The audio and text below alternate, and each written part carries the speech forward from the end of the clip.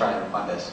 So as you saw, installing from scratch took less than 4 seconds, and then it's up and running. So that's one of the goals we had for this, was to be lightweight, easy to install. Gotta go quickly. At the topology screen, this is kind of a new feature of the new air control. There are multiple ways. This is basically, the goal is to give you an overhead view of the complete health of your network. And by doing this, we have 4 metrics for letting you monitor your network. As you see, we have these blue bars. The color of these tubes indicates the signal level.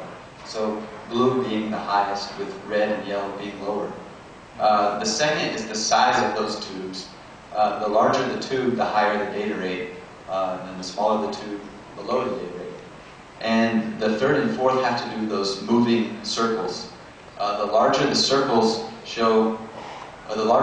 are, the more the data that is passing over that link currently. The faster those circles are moving, the better the latency is on that link. And the slower they're moving, the higher the latency is on that link. So we're trying to give you an overhead view of how the network is running without having to go through different screens and monitor links individually.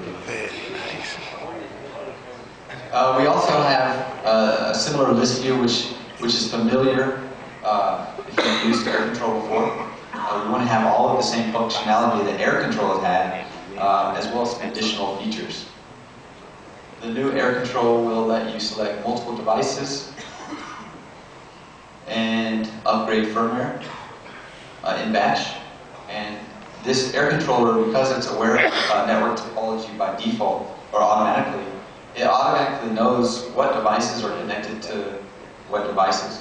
So if you schedule a mass firmware update, say to an AP and 5 clients, it automatically updates all 5 clients, waits for them to reboot, and then updates the AP. This kind of shows coverage maps, which could be tied into what you requested. So I see that being a useful use case for air control. In addition to firmware updates, you can select multiple devices and change configuration. So you can update attributes of multiple devices at once. And one thing I forgot to mention, this has not been approved by our UI team yet, so forgive it being ugly. This is all done by an engineer, and there are a lot of things we need to do to make it pretty.